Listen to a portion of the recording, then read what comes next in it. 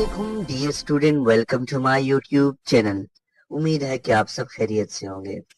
Dear students, आज की video का टॉपिक है KNB इंडोनेशियन गवर्नमेंट स्कॉलरशिप।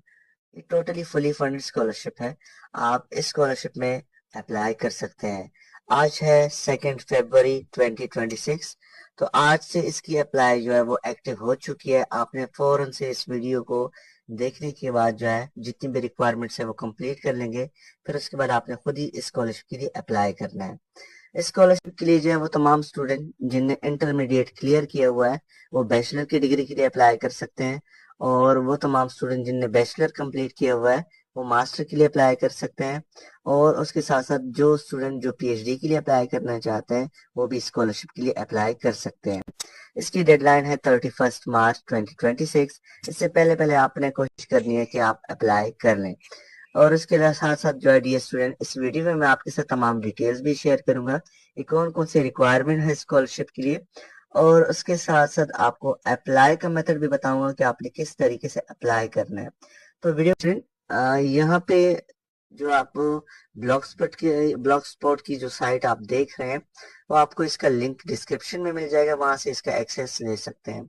तो ये इंट्रोडक्शन है। इंट्रोडक्शन आपके लिए मैं यहाँ पे सिर्फ इतना ही बता देता हूँ कि बैचलर, मास्टर और PhD के स्टूडेंट यहाँ पे अप्लाई कर सकते हैं।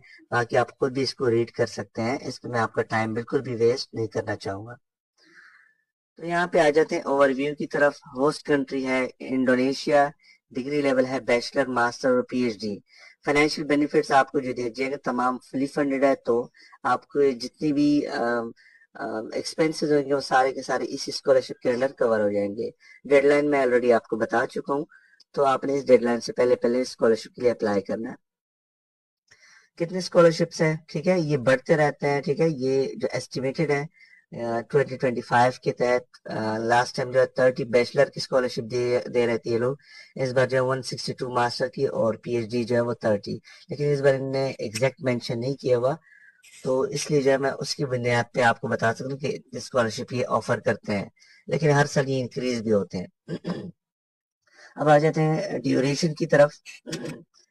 तो बैचलर की जो है वो टोटल 8 सेमेस्टर होते हैं, जो 48 मंथ्स की जो है आपको स्कॉलरशिप दी जाएगी। और उसके अलावा जो है मास्टर की जो है 4 सेमेस्टर की स्कॉलरशिप आपको दी जाएगी। और PhD वाले स्टूडेंट वो 8 सेमेस्टर के लिए जो है आपको बकायदा स्कॉलरशिप दी जाएगी। अब स्कॉलरशिप पे आपको क्या क्या मिलेगा। एक तो सेटलमेंट अलाउंस आपको न्यू स्टूडेंट के लिए दिया जाता है। जैसे ही आप इंडोनेशिया में अराइव्ड होते हैं, पहुंचते हैं वहां पे, तो आपको डायरेक्टली जो है आपको ये अलाउंस लग जाता है।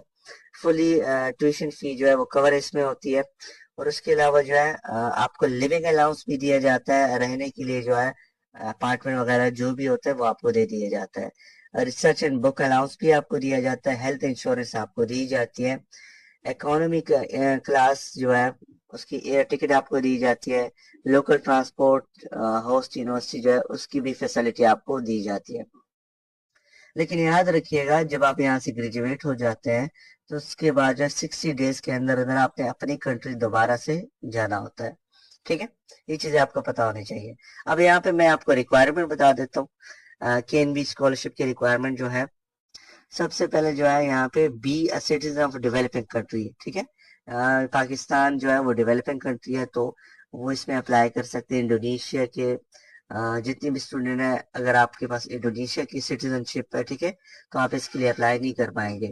लेकिन बाकी इंडोनेशिया के अलावा जितने भी स्टूडेंट हैं वो इसके लिए आराम से अप्लाई कर सकते हैं। इंडिया के अप्लाई कर सकते हैं, बांग्लादेश, नेपाल, इन कंट्री के भी स्टूडेंट अप्लाई कर सकते हैं। बाकी जितने भी इंटरनेशनल स्टूडेंट हैं डेवलपिंग कंट्री के, वो इसमें इजीली अप्लाई कर सकते हैं।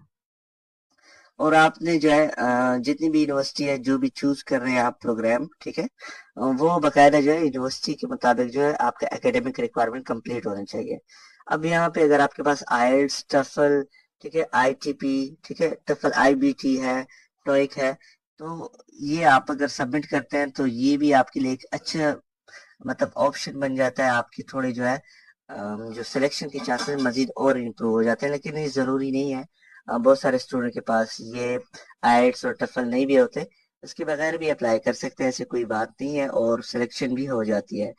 अब इंडोनेशिया ऐसी कंट्री है कि जितने भी स्टूडेंट हैं मोस्टली पाकिस्तानी, वो सारे जो है मतलब जितने भी स्टूडेंट अप्लाई करते हैं, मतलब एक या दो स्टूडेंट रिजेक्ट हो जाते हैं, बहुत सारे स्टूडेंट को स्कॉलरशिप मिल जाती है अगर सीट्स अवेलेबल हैं तो। ठीक है, सीट्स अवेलेबल हैं तो ये रिजेक्ट नहीं करते हैं, ये आपको स्कॉलरशिप देते हैं इंडोनेशिया वाले। और उसके बाद जो है वो तमाम स्टूडेंट जो इंग्लिश लैंग्वेज मतलब टेस्ट उन्होंने नहीं दिया हुआ लेकिन वो इंग्लिश स्पीकिंग कंट्री से है, तो फिर आप जो है वहां पे मतलब आपको ये आइल्स वगैरह देने की कोई जरूरत नहीं है। लेकिन जैसे कि आप पाकिस्तानी स्टूडेंट हैं और आपकी मीडियम ऑफ इंस्ट्रक्शन जो थी, ठीक है, जहाँ से आपने एजुकेशन हासिल की है वो इंग्लिश मीडियम थी, फिर आपने इंग्लिश लैंग्वेज प्रोफिशिएंसी सर्टिफिकेट आपने देना होता है। जो बैचलर और पीएचडी के लिए जो अप्लाई कर रहे हैं, सॉरी मास्टर और पीएचडी के लिए, वो तो यूनिवर्सिटी से बना लेते हैं जहाँ से इनने प्रीवियस एजुकेशन हासिल की है। लेकिन जो बैचलर के लिए अप्लाई कर रहे हैं, फ्रेश स्टूडेंट है यूनिवर्सिटी के लिए, तो उनके लिए ये है कि अगर आपने बनाना है तो अपने कॉलेज से बनवाएंगे, अगर वो नहीं बना के दे सकते तो आप मुझसे रब्ता करें, डिस्क्रिप्शन में मैंने व्हाट्सएप का नंबर दिया हुआ है, उसके थ्रू आप रब्ता कर सकते हैं। अब मैं आपको एज के हवाले से बता देता हूँ। बैचलर के स्टूडेंट जितने भी अप्लाई करना चाह रहे हैं वो 21 मतलब 20 ईयर्स से ज्यादा नहीं होनी चाहिए इसकी। मतलब अगर कम है 21 ईयर से तो आप आराम से अप्लाई कर सकते हैं। मास्टर के स्टूडेंट के लिए यह है कि आपने 35 ईयर से ज्यादा आपकी एज नहीं होनी चाहिए, तो आप अप्लाई कर सकते हैं। और 40 ईयर्स एज आप जो है पीएचडी के लिए रखी गई है, इससे अभाव नहीं होनी चाहिए। एक और चीज जो है, आपने एक रिकमेंडेशन लेटर जो है केएनबी स्कॉलरशिप के लिए लेना है, इंडोनेशियन एम्बेसी जो आपकी कंट्री में है, ठीक है, उससे आपने लेना है, उनको आपने ईमेल करना है बकायदा, और वहां से आपने फिर ले लेना है। अब आप कहेंगे कि इंडोनेशियन एम्बेसी का हम किस तरीके से फाइंड करेंगे, ठीक है, इस तरह देखें, मैं सर्च करता हूँ, ठीक है, इंडोनेशियन एम्बेसी इन पाकिस्तान, ठीक है, मैंने ये सर्च किया। अब देखिए डायरेक्टली आ गया, आपने जहां का भी आपने लेना है इसके ऊपर क्लिक करते हैं। अब जैसे ही हम यहाँ पे क्लिक करते हैं, ये जैसे ओपन होगा आपके लिए सारी डिटेल यहाँ पे आपको मिल जाएगी, ठीक है। इसको आप जो यहाँ से इंग्लिश में करें, इंग्लिश, ठीक है। अब यहाँ से अबाउट की पर आप चले जाते हैं तो यहाँ से आपको मुकम्मल डिटेल आपको मिल जाती है। यहाँ पे सर्विसेज भी है, ठीक है, वीजा सर्विसेज, काउंसलर सर्विसेज, तो यहाँ पे आपको बकायदा डिटेल मिल जाती है, तो यहाँ से आपने बकायदा चीजें देखनी है, ठीक है। ई वीजा इंडोनेशिया, ठीक है, यहाँ पे आपको सारी अनाउंसमेंट क्या क्या किए हुए अनाउंसमेंट भी आप यहाँ से देख सकते हैं। अच्छा, इनका ईमेल यहाँ पे देखें, ये देख रहे हैं, इस ईमेल के थ्रू जो है फिर आपने उनसे राब्ता करना है कि हमें जो है रिकमेंडेशन लेटर आपने देना है, ठीक है। रिकमेंडेशन लेटर में जो है आपने हमें जो है केएनबी स्कॉलरशिप के लिए हम अप्लाई करें तो उसके लिए हमें रिकमेंडेशन देंगे। आपने उनको डॉक्यूमेंट अपने सारे भेजने हैं, ठीक है, वेरीफाइड। वो आपने जो है अगर बैचलर के लिए अप्लाई कर रहे हैं तो आपने आईवीसीसी और मिनिस्ट्री ऑफ फॉरेन अफेयर से वेरीफाइड करने होंगे, ठीक है, उस बेस पे फिर आपको दे देते हैं। और आईबीसीसी से एक ही दिन में आपका वेरिफिकेशन हो जाएगा। आप लेट सपोज आज अपॉइंटमेंट ले लेंगे और आपका वेरिफिकेशन हो जाएगा। अगर आप अप्लाई वगैरह नहीं कर सकते तो आप इंशाल्लाह मुझसे रब्ता करें, मैं आपके लिए अप्लाई वगैरह कर दूंगा। इसमें ये इजी है, इसमें अप्लाई करने का मेथड, ठीक है। तो ये मैंने आपको ये चीजें बता दी। बाकी अगर कराची का आपने देखना है, कराची का देख सकते हैं। किसी भी कंट्री से आप बिलोंग करते हैं आप इसी तरीके से सर्च कर सकते हैं, ये कोई बड़ी बात नहीं है इसमें। और उसके बाद जो है एकेडमिक रिकमेंडेशन लेटर आपने लेना है। एकेडमिक रिकमेंडेशन लेटर से मुराद ये है कि आपने जहाँ से तालीम हासिल की है, ठीक है, वहां से किसी टीचर से, प्रिंसिपल से, सुपरवाइजर से आपने एक रिकमेंडेशन लेटर बनवा लेना है। कम से कम दो रखा करें, ठीक है, और दूसरी स्कॉलरशिप के लिए भी आपका काम आएगा। वो आपने बना लेना है। फिर उसके बाद जो आपने एप्लीकेशन फॉर्म, ये सारी चीजें जब आपके पास आ जाए फिर आपने बकायदा से आराम से जो है ये चीजें अपने पास रख लेनी है सॉफ्ट फॉर्म में, पीडीएफ फॉर्मेट में, फिर आपने अप्लाई करना है। लेकिन और भी चीजें जो है पीएचडी स्टूडेंट के लिए आपने स्टेटमेंट ऑफ पर्पस भी बनाना होता है और बकायदा एक्सेप्टेंस भी लेनी होती है, जिसे हम कह सकते हैं इन ये लोग तो रिकमेंडेशन लेटर कहते हैं लेकिन एक्सेप्टेंस लेटर उसे कह सकते हैं आप। जो इंडोनेशियन यूनिवर्सिटीज है वहां से आपने लेना होता है। अच्छा जी, यहाँ पे जो है ये भी लिंक मैंने यहाँ पे दिया हुआ है, इसके थ्रू भी रब्ता कर सकते हैं, मतलब अप्लाई कर सकते हैं। और यहाँ पर ऑफिशियल साइट लिंक के ऊपर भी क्लिक कर सकते हैं। इसके ऊपर क्लिक करेंगे तो आप गाइड वगैरह जो है आप इसके ऊपर डायरेक्ट जैसे क्लिक करेंगे तो आ जाएगी। तो मैं ऑफिशियल साइट के थ्रू आपको समझा देता हूँ ताकि आपको सारी चीज समझ में आए। अब देखें ऑफिशियल साइट पे मैं आ चुका हूँ। ये आप देख सकते हैं कि एनवी स्कॉलरशिप है। यहाँ पे अप्लाई नाउ है, यहाँ से आपने देखना है। लेकिन पहले आपको स्केजुअल दिखा देता हूँ। स्केजुअल यहाँ पे देखिएगा। अप्लाई जो रखी गई है 2 फरवरी से लेकर 31 मार्च 2026 है। फिर आपका जो है डेटा वेरिफिकेशन होगा 6 अप्रैल से लेकर 17 अप्रैल तक।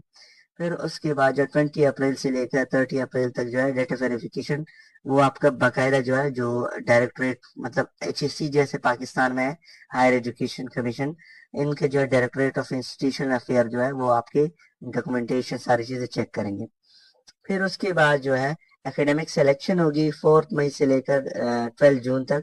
ठीक है, ये बाकायदा आपको ईमेल भी आते रहेंगे और आप खुद भी फिर चेक कर सकते हैं। अनाउंसमेंट जो होगी ना पब्लिक स्कॉलरशिप अवार्डी की, वो 19 जून 2026 को होगी। सही है। फिर उसके बाद जो है दोबारा से रजिस्ट्रेशन स्टार्ट होगी। यहाँ पे awardee sign sign the student agreement, ये होगी 22 जून 2026 से लेकर 26 जून 2026। ये पूरा जो स्केजुअल ने पहले से बता दिया है कि क्या क्या चीजें होंगी इसमें। यहाँ पे चेक रिक्वायरमेंट के ऊपर हम आ जाते हैं। यहाँ पे हर डिग्री का रिक्वायरमेंट जो है डिफरेंट है, बाकी वही चीजें हैं जो मैंने आपको अभी बताए हैं। ठीक है, यहाँ पे बकायदा मेडिकल सर्टिफिकेट जो है, ठीक है, आपने बनाना होगा। यहाँ पे देखें, ठीक है, ये जो बीमारियां हैं बकायदा इनकी जो टेस्ट वगैरह होनी चाहिए, नेगेटिव होने चाहिए। ठीक है जी, यहाँ पे आपने सारी चीजें यहाँ पे बना लेनी है। अभी ये आप कहेंगे कि ये कहाँ से मिलेगा, ये भी आराम से आपको मिल जाएगा। अगर आपको नहीं मिल रहा तो मुझसे रब्ता करें, ये भी मैं आपको प्रोवाइड कर सकता हूँ। ठीक है, अगर बनवाना है तो वो भी आपके लिए फैसिलिटी दे सकते हैं आपको। तो ये बकायदा जो है इस पे मैं आपका टाइम नहीं वेस्ट करना चाहता। ठीक है, अब आप इस पे परेशान नहीं होना, जब आप पढ़ेंगे तो ये कहाँ से है, तो ये भी मैं आपको बता देता हूँ। ठीक है, अच्छा जी, यहाँ पे मास्टर डिग्री के हवाले से इंफॉर्मेशन है, तकरीबन सेम इंफॉर्मेशन है, बाकी इसमें कुछ भी चेंज नहीं है। ठीक है, यहाँ पे थोड़ी बहुत जो है मतलब डॉक्यूमेंटेशन आपसे मांग सकते हैं। ठीक है, मतलब थोड़ी एक्स्ट्रा हो जाती है, बाज़ अगर आपसे स्टेटमेंट ऑफ पर्पस मांग लेते हैं, ये चीजें आपके पास होनी चाहिए। अगर आपके जो डॉक्यूमेंट है ना वो आपके जो है इंग्लिश में नहीं है, किसी और लैंग्वेज में, फिर आपने उसको ट्रांसलेट भी करना होता है। ठीक है, तो ये चीजें आपको याद होनी चाहिए। और उसके अलावा जो है यहाँ पे PhD डिग्री के लिए जो स्टूडेंट अप्लाई करना चाह रहे हैं उनके लिए बकायदा ये सारी चीजें देखें मेंशन की गई है, क्या क्या चीजें आपने जो है हमें प्रोवाइड करनी है। तो ये चीजें आपके पास होनी चाहिए। बाकी मैंने आपको बता दी है स्टार्ट में, इस पे मैं आपका टाइम नहीं वेस्ट करना चाहता। तो ये चीजें हो गई हैं। अब मैं आ जाता हूँ डायरेक्टली अप्लाई के ऊपर, मैं बैक चला जाता हूँ। यहाँ पे अप्लाई नाउ के ऊपर क्लिक करता हूँ। अब अप्लाई नाउ के ऊपर डियर स्टूडेंट जैसे आप क्लिक करेंगे ना, ठीक है, यहाँ पे आप जैसे क्लिक करेंगे, देखिए मैंने तो ऑलरेडी अकाउंट बनाया, आपने ईमेल दे देना है, फिर आपको जो है ईमेल आ जाएगा। ठीक है, जो ईमेल आपने दिया उसी को आपने चेक करना है, वहां से फिर आपने रजिस्टर करना है, पासवर्ड वगैरह दे देना है। तो इस तरीके से आपका जो है मतलब जो ईमेल होगा वो रजिस्टर हो जाएगा। अब मैंने तो पहले से किया हुआ है, तो मैं डैशबोर्ड की तरफ चला जाता हूँ, लॉगिन कर लेता हूँ। लॉगिन के ऊपर जैसे ही आ जाता हूँ इस तरीके का जो है आपको देखने को मिलेगा। यहाँ पे क्रिएट एप्लीकेशन, मैं इसके ऊपर क्लिक करता हूँ। यहाँ से जो है मैंने फॉर्मल फोटो जो है लेटेस्ट वो अपने मतलब अपलोड कर दी थी बकायदा। मैं यहाँ पे इस तरह क्लिक करूंगा, ठीक है, यहाँ पे डायरेक्टली अपलोड हो जाएगा। और इनने मैक्सिमम जो साइज रखी हुई है 500 KB से ज्यादा नहीं होनी चाहिए। ठीक है, यहाँ पे होम एड्रेस आपने देना है, ठीक है, जो भी है आप देना चाहते हैं, करंट एड्रेस। और उसके बाद कंट्री आपने सिलेक्ट करना है। ठीक है, सिटीजनशिप आपने सिलेक्ट करना है पाकिस्तान। अब देखते जाए मैं जिस तरीके से कर रहा हूँ, यहाँ अपने पासपोर्ट नंबर देना है। ठीक है, ये मैं डमी इंफॉर्मेशन दे रहा हूँ सारी। ठीक है, यहाँ से अपने कोड को सिलेक्ट करना है पहले। ठीक है, यहाँ पे मैं लिख देता हूँ, ठीक है, +92, ये पाकिस्तान का कोड है, तो ये मैं सेलेक्ट कर लूंगा। और यहाँ से जो नंबर होगा, ठीक है, जो भी देना चाहता हूँ। अब यहाँ पे ऑप्शन अगर कोई अल्टरनेट नंबर है वो भी आप दे सकते हैं। यहाँ पे जो है मैं बकायदा जो है लेट सपोज ये मैंने फॉर एग्जांपल जो है मैंने अपना डेडलाइन सेलेक्ट किया है जो एक्सपायर होगा मेरा पासपोर्ट, यहाँ से पासपोर्ट आपने अपलोड करना है, ठीक है। और उसके बाद जो है यहाँ पे इंस्टाग्राम ट्विटर वगैरह देना चाहते हैं तो दे दें, अदरवाइज कोई ज़रूरत नहीं है, ऑप्शनल है ये, ठीक है। यहाँ से जो है मैं अपना जो है डेट ऑफ बर्थ सिलेक्ट करूंगा, ठीक है। चलिए फर्ज करें मैं 2006 सिलेक्ट करता हूँ, सही है। अब ये सारी ऑप्शनल डिटेल दे रहा हूँ, यहाँ पे जो बर्थ प्लेस क्या है पाकिस्तान है, ठीक है। यहाँ से जेंडर सिलेक्ट करेंगे और यहाँ से मैरिटल स्टेटस। अब ये करने के बाद नेक्स्ट करेंगे, ठीक है। प्ले इनवैलिड अटैचमेंट, अच्छा ये पीडीएफ सपोर्ट कर रहे हैं, चले पीडीएफ हम ले लेते हैं, कोई इशू नहीं है। कह रहे पीडीएफ में हमें सेंड करें, ये हमने कर दिया और यहाँ से हम देखें डेटा सक्सेसफुली सेव्ड हो गया है। अब नेक्स्ट स्टेज पे एकेडमिक क्वालिफिकेशन हमसे मांगा जा रहा है, ठीक है। तो ये हमने देना है, जीपीए हमारा जो है 4 स्केल होता है, ठीक है, वो आपने देना है। यहाँ पे देखिए जो भी चीजें मैं यहाँ पे पीडीएफ में देता जा रहा हूँ, सारे दे देता हूँ पहले से, ठीक है। ये आपके जो ट्रांसक्रिप्ट होते हैं, ट्रांसक्रिप्ट से मुराद है मार्कशीट, ठीक है, और ये सर्टिफिकेट। यहाँ से देखें academic recommendation letter, academic recommendation letter जो है वो बाकायदा से आपने जहाँ से आपने एजुकेशन हासिल की उनसे आप ले लेते हैं, ठीक है। ये मैंने दे दी यहाँ पे, और यहाँ से एम्बेसी का रिकमेंडेशन लेटर जब आपने ले लेना है तो वो भी यहाँ पे अपलोड करना है, ठीक है। और उसके बाद जो है यहाँ पे जीपीए स्कोर कितना है, सपोज मैं कहता हूँ 3.57 है। अच्छा आपका अगर जीपीए स्कोर नहीं है तो यहाँ पे लेटर ग्रेड वगैरह ये दे सकते हैं, ठीक है, अपनी तरफ से सिलेक्ट करेंगे फिर आप। और उसके बाद इंग्लिश प्रोफिशिएंसी क्या है, देखिए आइट्स वगैरह तो आपके पास होगा नहीं, अदर करें। यहाँ पे जो इंग्लिश प्रोफिशिएंसी स्कोर होता है, जो सर्टिफिकेट का स्कोर होता है वो B2 होता है, ठीक है। लास्ट स्कूल जो आपका है वो आपने अटेंड करना है जहाँ से आपने लिया है, ठीक है। इसको अगर आप प्रोग्राम जिस जो फील्ड आपने पढ़ा हुआ है वो आपने यहाँ पे एंटर करना है। कोई आपकी जो है यहाँ पे इंट्रोडक्शन आपने देनी है, ठीक है, वो आपने यहाँ पे एक वीडियो रिकॉर्ड करनी है। यूट्यूब पे अगर आपने अपलोड किया हो तो आप यहाँ से दे सकते हैं, ठीक है। फिर उसके बाद जो है यहाँ पे अपने सीवी अपने अपलोड करनी है, सीवी जो है लाजमी है, सीवी अगर आपने नहीं बनाई तो रब्ता कर सकते हैं। अगर आपके पास कोई जॉब वगैरह है तो आप यहाँ से अपलोड करेंगे, यहाँ पे उसके अलावा जो स्टेटमेंट लेटर है, ठीक है, आपका जो करंट एम्प्लॉयमेंट अगर आप करें तो आप यहाँ से अपलोड करेंगे। आईएलटीएस की जगह यहाँ पे जो है आपने बाकायदा से इंग्लिश प्रोफिशिएंसी सर्टिफिकेट जो है अपलोड करना है, ठीक है। हम नेक्स्ट चेक करते हैं यहाँ पे जो चीजें में रह गई हैं। अच्छा जी, यहाँ पे लेट्स सपोज मैं मिसाल के तौर पे एक वीडियो ले लेता हूँ यहाँ से, क्योंकि अब लाजमी कुछ मतलब रिकॉर्ड करके देना होता है, तो ऑलरेडी जो मेरी रिकॉर्डेड वीडियो है वो यहीं पे शेयर करता हूँ, ठीक है। ये ये हो गए हैं। अब और कुछ मुझसे नहीं मांग रहे आई थिंक, और क्या रह गया, अच्छा अनएम्प्लॉयमेंट वगैरह ये हमने देना है। रेज्यूमे हो गया,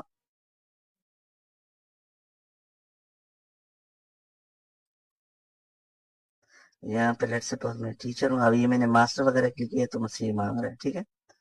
अच्छा यहाँ पे जो है ये मैं ये चले यहाँ पे जो है रिकमेंडेशन, सुपरवाइजर रिकमेंडेशन चाहिए, तो मैंने अपलोड कर दिया। अब यहाँ से आगे ट्राई कर, अब हो गया, ठीक है। ये डिटेल यहाँ पे देने के बाद अब यहाँ से आपने यूनिवर्सिटी सिलेक्ट करनी है, डिग्री सिलेक्ट करनी है, प्रोग्राम सिलेक्ट करना है आपने। आप दो यूनिवर्सिटी को सिलेक्ट कर सकते हैं, ठीक है।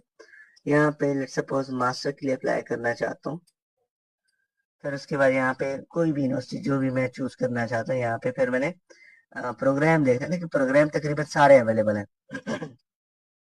सही है, तो जिस भी फील्ड में आपने अप्लाई करना है आपको आराम से मिल जाएगा।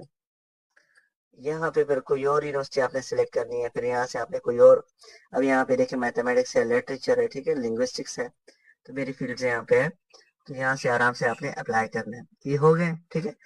इवन यहाँ पे कॉलेज रेफरेंस भी अवेलेबल है, ठीक है। अगर आपने चेक करना है कि कौन सी यूनिवर्सिटी है तो यहाँ से आप आराम से चेक भी कर सकते हैं। ये हो गया, इसके बाद सेव करना है। यहाँ पर जो है फिर आपने मेडिकल कंडीशन के हवाले से इंफॉर्मेशन देनी है। ये सारा आपने एग्री करना है कि मुझे कोई बीमारी, कोई कानूनी कार्रवाई ऐसे कुछ नहीं हुआ। स्टेटमेंट आपने देना है, यहाँ पे नेक्स्ट करना है आपने। फिर उसके बाद इसको आपने लाजमी पढ़ना है, ठीक है। मेडिकल हिस्ट्री, पर्सनल स्टेटमेंट के बाद मेडिकल कंडीशन आपने बताना है। अच्छा जी, कोई वर्क वगैरह से एब्सेंट हुआ है, ठीक है। No. Has a medical professional ever treat you for diagnose, इसको नो करें। मेडिकल ये हुआ है, आपको कोई कैंसर हुआ है, मतलब ये तकरीबन बीमारियां ही हैं आपको दी हुई, ठीक है। अगर आपने यस कर दिया फिर आपने इन्फॉर्मेशन देनी है, और ये देनी भी नहीं है क्योंकि फिर बहुत सारे जो रिजेक्शन हो जाते हैं अगर आप यस कर लेते हैं तो उस वजह से हो जाते हैं, ठीक है। ये मैं नो ही करता हूँ सारे। यहाँ से आपने मेडिकल जो सर्टिफिकेट है वो आपने यहाँ से अपलोड करना है, ठीक है। अगर आपने बनवाना है तो आपने यहाँ से फिर बाकायदा से जो है अपलोड, मुझसे रब्ता करने में आपके लिए बनवा दूंगा, वो कोई मसला नहीं है। अच्छा जी, ये हो गया हमारे पास, और उसके बाद जो हम नेक्स्ट करते हैं, ये हो गया सक्सेसफुली, ठीक है। अब यहाँ पे जो है, यहाँ पे आपने बकायदा चेक कर लेना है, अपनी पूरी डिटेल चेक करनी है, रिव्यू देना है कि भाई कोई गलती मुझसे तो नहीं हुई, ठीक है। यहाँ पे आपने जो है ये इस तरह आपने जो भी आपका साइन है, मैंने फॉर एग्जांपल मैंने अपने साइन किए, तो यहाँ से आपने कंफर्म करना है, ठीक है। कंफर्म, ठीक है। यहाँ से आपका जो एप्लीकेशन हो जाएगा। ये देखें एप्लीकेशन जो है सबमिटेड हो गया, यहाँ पे आप देख सकते हैं पूरी डिटेल आपके यहाँ पे शो हो रही होगी। इस तरीके से